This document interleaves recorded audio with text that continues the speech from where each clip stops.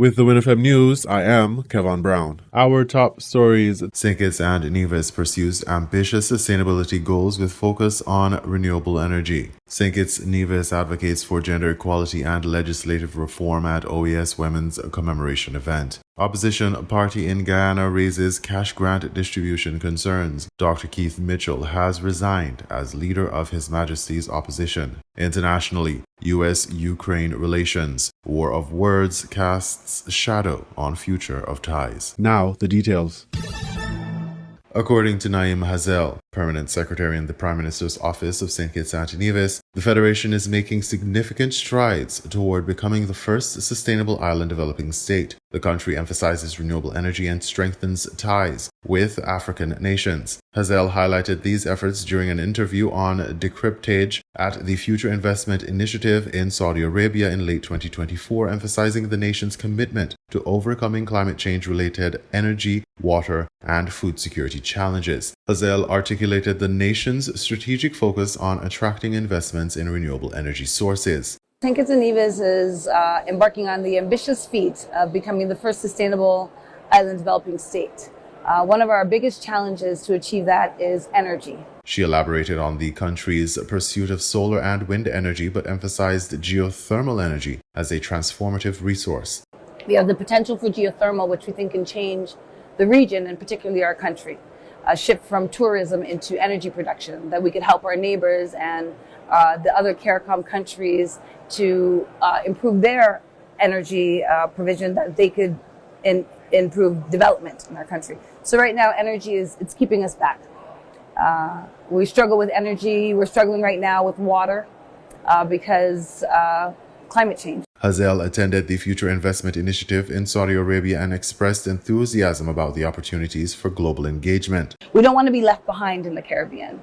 And this conference is the future of investment. So we want to make sure that we're here, that we're present, and that people know that we're open for business.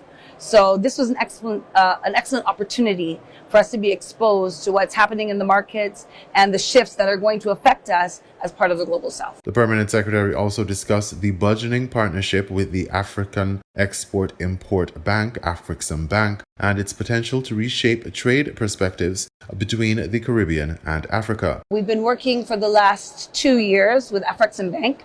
We're very excited about the work that we've been doing with President Orama.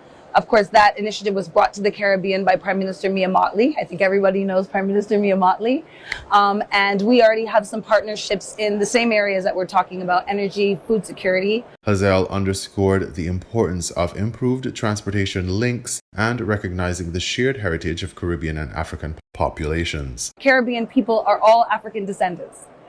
We were all transplanted into the Caribbean. Emphasizing the cultural and historical ties that bind the regions. Hazel further conveyed the urgency of diversifying partnerships in light of vulnerabilities exposed during the COVID-19 pandemic. After COVID, we realized how at risk we were in terms of food security, and we didn't have any allies. It was almost every man for themselves in the COVID race. But that's when we realized, no, our friends are in the African nations. We are the sixth nation in the diaspora. So we really take that relationship seriously. It's very impactful for us. This realization has spurred efforts to cultivate relationships with African nations, leveraging their resources and expertise to address critical needs and foster mutual growth. And there's so much opportunities. Africa is next, you know? And so much opportunities in Africa, so much investment in Africa, so much resources. All the resources are in Africa. So we really want to be able to be back connected as part of we're just part of the African diaspora. So it would make sense that we're doing more work together, that we're investing together, that we're seeking solutions together. So the initial relationship that we're having with Afrixim Bank is just a start for us. We're excited to be working with companies like Evergreen, who are helping us to develop aquaculture, and just using the experience that we're seeing from our African partners that we don't necessarily have in the Caribbean, and building our capacity in that way. And then also they're bringing investment into the Caribbean for us in a way that we weren't seeing before. So we're very excited about that relationship, and we're looking forward to a continued fruitful relationship and seeing the benefits that it can have for the Caribbean and also, of course, for the continent. Hazel concluded, signaling a new chapter of collaboration and development for St. Kitts and Nevis. After years of discussions regarding the free movement of nationals of the Caribbean community, CARICOM, the initiative may soon become a reality. Heads of governments are beginning to roll out the plan in a limited capacity. The announcement came on Friday evening at the close of the 48th regular meeting of CARICOM heads of government in Barbados. Prime Minister Mia Mottley of Barbados confirmed that they are targeting a start date of June 1. We were able to address the issue of freedom of movement.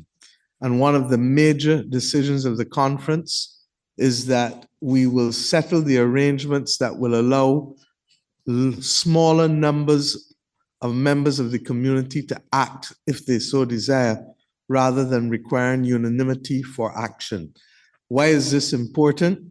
Because if that protocol for enhanced cooperation is completely ratified by the end of March, it opens its way for a number of countries to be able to admit the possibility of freedom of movement for CARICOM nationals from the 1st of June, with the according rights of primary and secondary education, emergency health care, and access also to primary health care, recognizing that families will move and that this will be the suite of rights that will be available to those countries that would want to participate in the freedom of movement. The idea of enabling residents from all Caribbean territories to travel freely between nations has been a long-standing goal. However, it has faced significant challenges as several territories, including the Bahamas and Antigua and Barbuda, have opted out of the arrangement. We are conscious that this region, with the exception of Haiti, has an acute problem of a declining and aging population. And therefore, it is imperative that we move away from the gradual approach to the freedom of movement and move to the point where those of us who believe that we are ready for it can open up to ensure that that possibility, which has long been like the holy grail of the integration movement, can now become a reality in this year of 2025. Prime Minister Gaston Browne of Antigua and Barbuda has expressed his willingness to continue allowing nationals to move freely under the current framework. While it remains early in the process, with some territories still working to meet the June 1 timeline, last year when the proposal was first discussed, the government of St. Kitts and Nevis consulted key stakeholders to gather feedback on the potential impacts and needs associated with the initiative. They also took steps to educate the public about the decision. However, it was ultimately determined that the initiative would not be implemented within a short time frame. As the meeting concluded last evening, Prime Minister Dr. Terence Drew and his delegation are expected to return to the St. Kitts and Nevis, where he is likely to address further developments on this issue. Third Secretary and Alternative Representative to the Ambassador and Permanent Representative of St. Kitts and Nevis to the Organization of American States and the Government of the United States, Adelcia Connor-Furlance, highlights national progress on women's rights and calls for regional solidarity. During the 2025 Day of the Women of the Americas commemoration at the Organization of American States OAS Permanent Council, St. Kitts and Nevis reaffirmed its commitment to advancing women's rights and combating gender-based violence. My delegation takes pride in addressing this important topic, commemoration of the Day of the Women of the Americas. Today, we come together not only to celebrate the achievements of women across the Americas, but to reaffirm our unwavering commitment to advancing women's rights in our nation and beyond. Connor-Furlance delivered a comprehensive address detailing legislative advancements and ongoing challenges, aligning with regional efforts to prioritize gender equity. Connor-Furlance highlighted St. Kitts and Nevis's amendments to the Domestic Violence Act, which enable swifter access to protection orders and expand jurisdictional options for victims. St. Kitts and Nevis has long been a vanguard for promoting gender equality and empowering women. As of September 2022, women held 31.3% of the seats in our National Assembly. This is not just a statistic, it is a testament to our commitment to ensuring that women's voices are heard, their rights are respected, and their contributions are recognized in shaping the future of our country. We believe that women's representation in leadership positions is fundamental to achieving lasting and meaningful change. She added, Furthermore, St. Kitts and Nevis takes great pride in our record in the protection of women from violence. Our country amended the Violence Act to ensure that both men and women who are victims of domestic violence have easier access to protection orders. This amendment reflects our firm belief in creating a society where every individual, regardless of gender, can live free from violence and fear. In 2022, we took further strides in addressing gender-based violence by successfully passing the Domestic Violence Amendment Act. The bill introduced crucial changes that provide victims of domestic violence with urgent and swift access to justice. It expands the jurisdiction of the courts to include both the magistrates and the High Court, ensuring that individuals can have easier access to justice through magistrates' court, while also having the option of High Court hearings for more serious cases. These amendments are critical not only for providing victims with the protection they deserve, but also in making our legislation system more accessible and responsive to the needs of those affected by gender-based violence. Conifer Lands framed this achievement as foundational for equitable policymaking, aligning with OAS initiatives to strengthen women's roles in governance. Beyond legislation, Conifer Lands underscored the need to confront harmful stereotypes and foster collective societal action. In St. Kitts and Nevis, we believe that addressing gender-based violence is also not just about the law. It is about changing attitudes, challenging harmful stereotypes, and empowering women and men alike to take a stand against violence in all its forms. We understand that laws alone cannot solve these issues, and we need a collective effort from all sectors of society, government, civil society, and communities. The OAS has supported this through workshops such as a 2018 artisanal training project to empower female entrepreneurs in niche markets. These efforts complement national campaigns to reshape attitudes toward gender roles. The Federation endorsed the Curian perspective, advocating for unified regional strategies to address systemic barriers. This aligns with OAS multinational projects in St. Kitts and Nevis, such as climate-resilient agricultural training and craft industry development, emphasizing cross-border knowledge sharing. The OAS observance, marked annually on February 19th, highlights persistent challenges women and children face across hemispheres. St. Kitts and Nevis's participation underscores its role in regional dialogues, building on past collaborations like the 2013 Youth in Entrepreneurship Assessment, which aimed to amplify young women's economic opportunities. Conifer Lands acknowledged gaps to resource access and public awareness and pledged to deepen partnerships with civil society and international bodies. The OAS's 2024-2025 strategic priorities, including MSME workshops and scholarship programs, will further support these goals. The Federation's dual focus on legal reform and cultural change positions it as a regional model for integrating gender equity into sustainable development agendas. St. Kitts and Nevis will continue to be a strong advocate for the rights of women, and we call upon all nations of the Americas to continue this fight as well. Together, we can create a world where gender equality is not just a goal, but a reality. Third Secretary and Alternative Representative to the Ambassador and Permanent Representative of St. Kitts and Nevis to the Organization of American States and the Government of the United States, Adelcia Conifer Lands.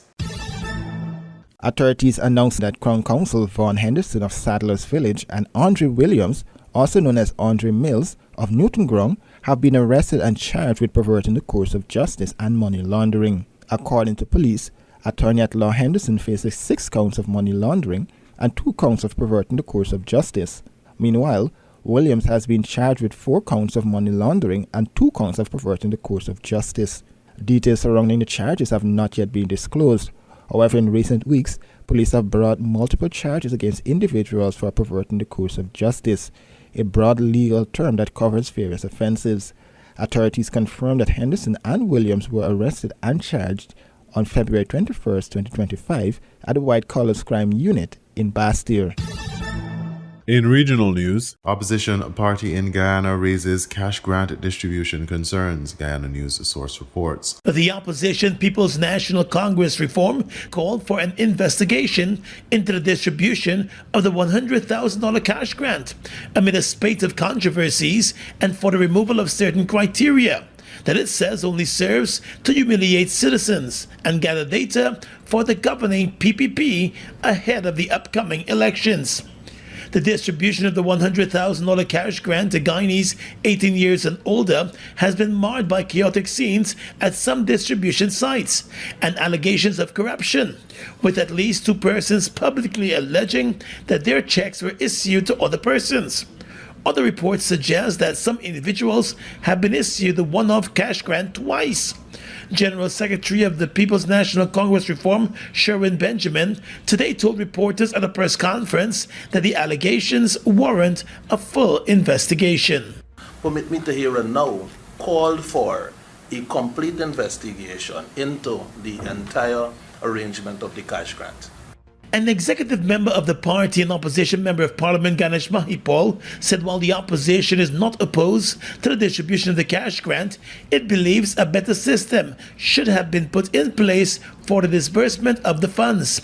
He said the process raises serious questions about transparency. How can you have a process where you're taking the people's photograph, you are pulling up all their information via their ID card? When it comes to distributing, now you have to make reference to those very things, but you have situations and cases where checks belonging to others are collected by someone else. It begs the question as to whether there is really transparency and accountability in the system of this cash grant distribution. On Thursday, Vice President Bara Jagdeo said the Ministry of Finance has been instructed to simplify the distribution process.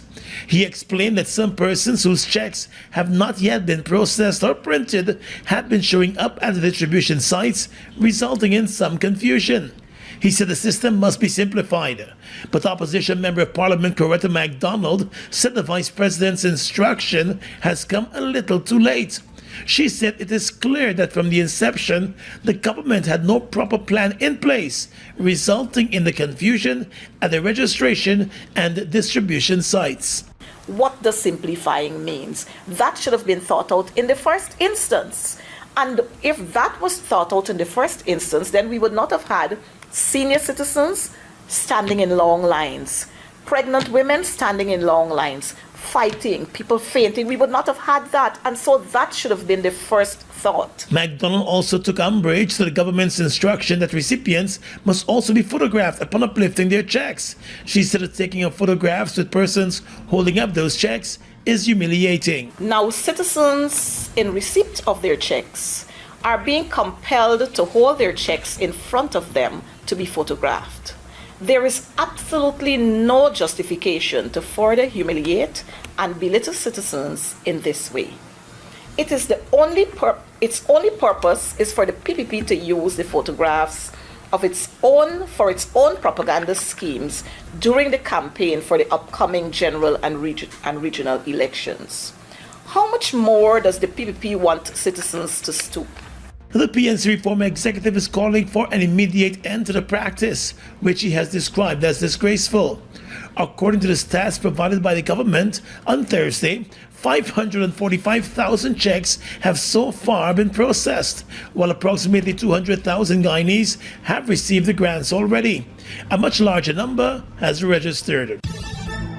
Dr. Keith Mitchell has resigned as leader of His Majesty's opposition. Grenada Broadcasting Network has that story. A press release dated February 21st, 2025, seen on the New National Party's official Facebook page reads, and I quote, "I have officially relinquished the role as leader of His Majesty's opposition, effective February 21st, 2025. I submitted my letter informing the Governor-General, Dame Cecile Lagrenade, of my decision. I am deeply grateful for the opportunity to serve in this role and believe it is time for new leadership to guide the party and the opposition forward. My commitment to the people of Grenada remains unwavering, and I will continue to serve as a Member of Parliament for St. George Northwest."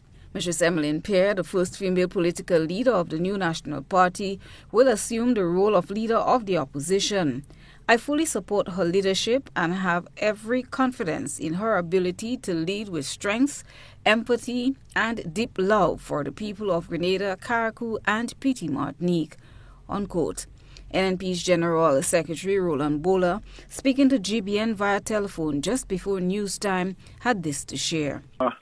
Yes, I believe what you have seen could be very authentic because it was something that was discussed in the inner circles, that Dr. Mitchell would officially resign from the position of leader of Her Majesty's opposition and have our new political leader, the Honorable Emmeline Pierre, take up the position or the mantle of leading the opposition as well as the party.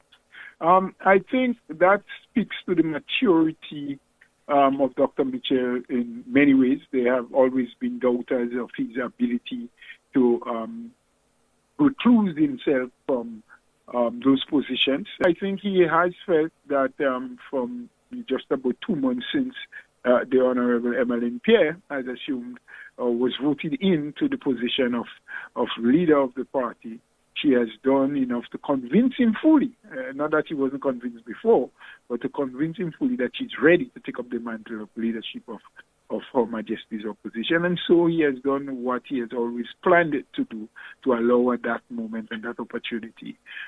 Bowler said he is not privy to the response given to Dr. Mitchell's letter of resignation by Her Excellency the Governor-General Dame Cecile Lagrenade, but he is almost certain she has accepted.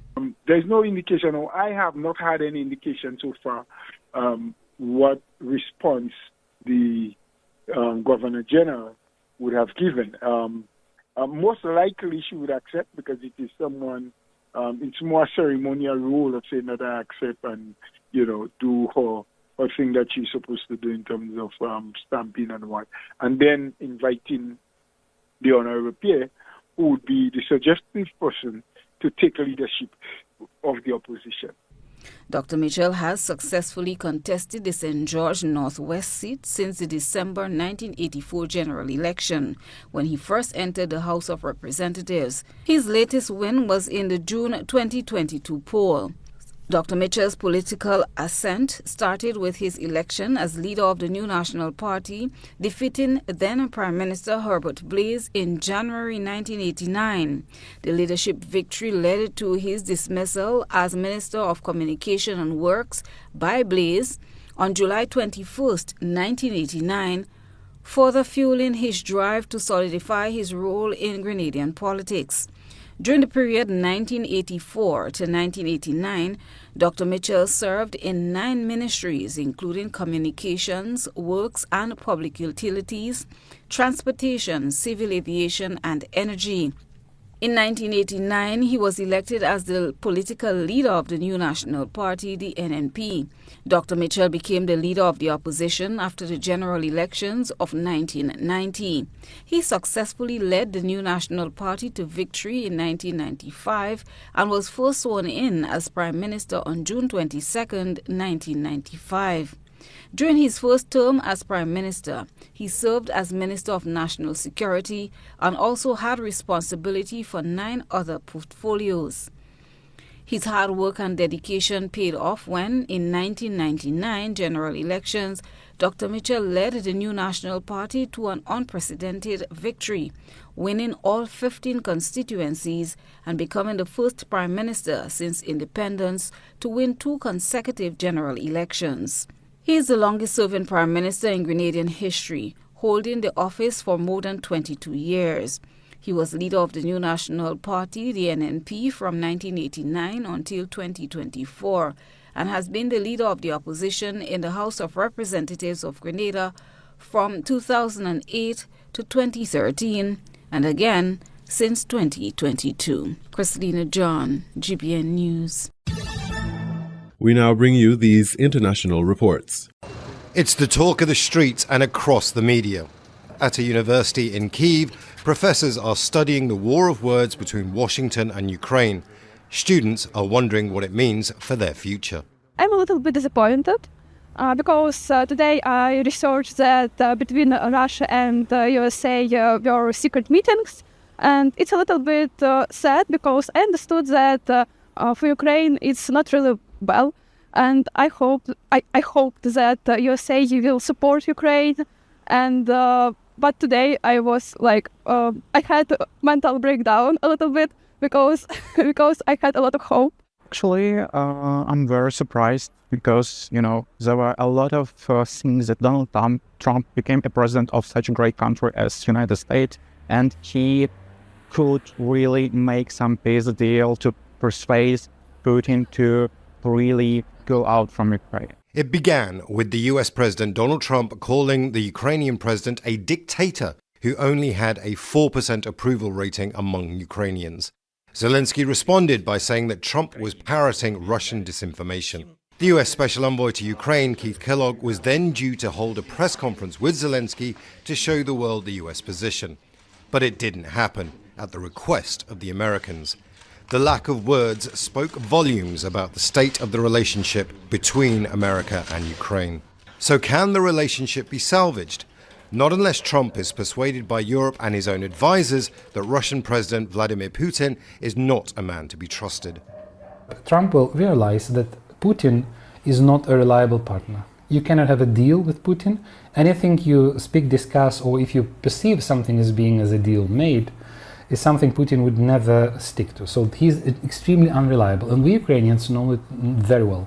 Where people might have once sat and expressed their opinions in cafes, they are now using social media. And you don't have to scroll for long to find out what people are thinking. There are two overarching themes that are coming to light. One is that Donald Trump is going to simply cut off a chunk of Ukraine and give it to Vladimir Putin. And the other is that Ukraine is now alone diplomatically and it needs to fight this war alone. However, the politicians do have a different problem. Their problem is trying to figure out how to get Donald Trump back on side. Imran Khan, Al Jazeera, Kyiv. For years, America and Europe have been in tandem. This week, that appeared to end. Donald Trump called President Zelensky a dictator and demanded Ukraine's minerals. His administration talked direct with Russia without involving Europe or Ukraine, declined to confirm long-term security guarantees, and attacked Europe for censorship. This week really matters in a range of ways. In recent decades, fewer conflicts have delivered what's known as a peace dividend, worth an estimated $1.88 trillion. Not anymore. The EU says Europe needs a surge in defence. Sir Keir Starmer says we must increase our defence spending. Russia's invasion of Ukraine started this, but America turning away takes it further and will inevitably impact spending across government. This week creates huge costs. It may also trigger further militarisation in Europe. The alliance NATO has members close to Russia. NATO's core principle is all for one and one for all. But will America honour this? After this week, some countries may not take the risk. Already, the front runner to be Germany's next leader wants to discuss whether nuclear sharing could also apply to us. In other words, France and the UK offering nuclear security to Germany. This week matters to the global principle of respecting sovereignty and territory. Here's Donald Trump on Ukraine. A half-baked negotiator could have settled this years ago without the loss of much land, very little land. Previously, President Trump has also said of Russia, they took a lot of land and they fought for that land. If the US accepts Russia taking Ukrainian land, what might Putin do next? And after comments on owning Gaza, after this week, what might America do next? This week also matters because it's not just about policy, it's a deep fracture. In a speech to Europe's military elite, US Vice President J.D. Vance took aim, condemning the retreat of Europe from some of its most fundamental values, values shared with the United States. A sense of common cause, decades long, now feels badly strained. And with reference to the Second World War, the journalist Anne Applebaum calls it the end of the post-war world. Vladimir Putin and China's Xi Jinping have long wanted to upturn the West, to create a new world order. It seems President Trump wants a new world order too, and it appears it's one that involves America and Europe taking quite different paths. This week will matter for years to come. The UN Security Council, in a unanimous vote, demanded that M23 rebels stop their advance on the Democratic Republic of Congo and that Rwanda stop backing them. Celle-ci porte Un message clair. There is no military solution to the conflict in the east of the DRC. The offensive carried out by the M23, supported by Rwanda, must be put to an end. The priority is to reach an effective, unconditional, and immediate ceasefire agreement. Rwanda denies supporting the M23, whom the government in Kinshasa accuses of looting its minerals. The illegal exploitation of natural resources remain a key driver of instability in the region. We call for greater accountability, transparency, and adherence to international frameworks to prevent the financing of armed groups through illicit mineral trade. Notre vœu le plus ardent. Our heartfelt wish is that this resolution be implemented immediately. The DRC welcomed the agreement, while Rwanda accused the Security Council of ignoring other atrocities. We are concerned that there is a single focus on M23 and total silence on the humongous humanitarian violations committed across many parts of DRC, including the massacres, rapes, and violation of rights. This legally binding Security Council resolution came as Western nations unilaterally ramped up pressure on Kigali as well. The EU and its ministers summoned Rwanda's ambassador to talks, while on Thursday, the United States imposed sanctions on a government official.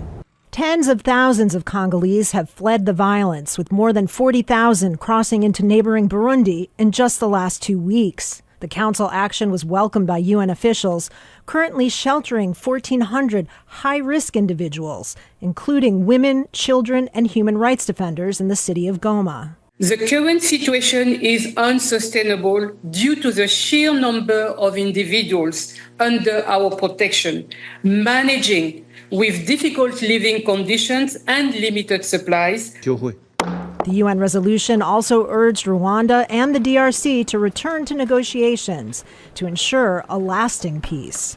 Kristen Salumi, Al Jazeera, the United Nations.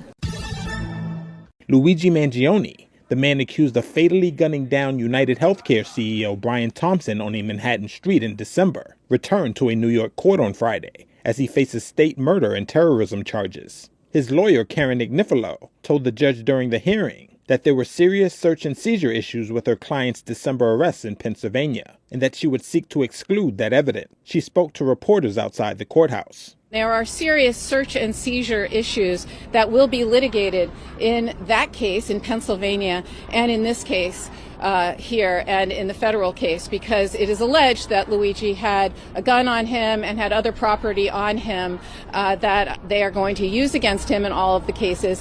According to a court filing, police officers in Altoona, Pennsylvania found Mangione with a 9mm pistol and silencer, clothing that matched the apparel worn by Thompson's shooter in surveillance footage, and a notebook describing an intent to, quote, whack an insurance company CEO. Thompson, the former CEO of United Health Group's insurance unit, United Healthcare, was shot dead on December 4th outside a Midtown Manhattan hotel, where the company was gathering for an investor conference. Mangione pleaded not guilty on December 23rd to an 11-count indictment charging him with murder as an act of terrorism and weapons offenses. If convicted, he could face life in prison without parole. He is now jailed in a federal lockup in Brooklyn. U.S. stocks tumbled on Friday, extending their recent sell-off, with the Dow and S&P 500 closing down about 1.7% each, and the tech-heavy Nasdaq declining more than 2%. Economic data out Friday showed U.S. business activity decelerating and consumer sentiment deteriorating, with survey participants expressing an increasingly gloomy outlook in the face of economic unknowns. Sectors that are economically sensitive, like transportation, chips, and housing, slid more than 2%. And mega-cap technology stocks, including Nvidia, Google parent Alphabet, and Amazon, all fell. The downbeat market result didn't surprise or concern Ross Mayfield, investment strategist with Baird. Today you get flash PMIs that show maybe the economy is a little bit weaker than investors anticipated, particularly on the services side of the economy, which has been a big driver of growth. And that's all it took. Markets reacted a little bit negatively, a little bit of whiff or fear of stagflation again, with inflation remaining steady and some of these growth metrics coming in a little soft, retail sales in January as well. So just on the whole, nothing too bad, but when the market is at an all-time high and valuations are stretched, it's enough to send things lower. Stocks on the move included United Health, which dropped 7%, following a Wall Street Journal report that the Department of Justice has launched an investigation into the health insurer's Medicare billing practices. Shares of Block plunged more than 17.5% after the payment firm's fourth quarter profit fell short of estimates. And shares of Tesla fell more than 4.5% after the automaker announced a recall of 376,000 vehicles due to a power steering problem. You were listening to the WINN FM 98.9 newscast. Our top stories were Sinkis and Nevis pursues ambitious sustainability goals with focus on renewable energy. Sinkis Nevis advocates for gender equality and legislative reform at OAS Women's commemoration event. Opposition party in Guyana raises cash grant distribution concerns. Dr. Keith Mitchell has resigned as leader of His Majesty's opposition. Internationally, U.S.-Ukraine relations. War of words casts shadow on future of ties. Thank you for listening.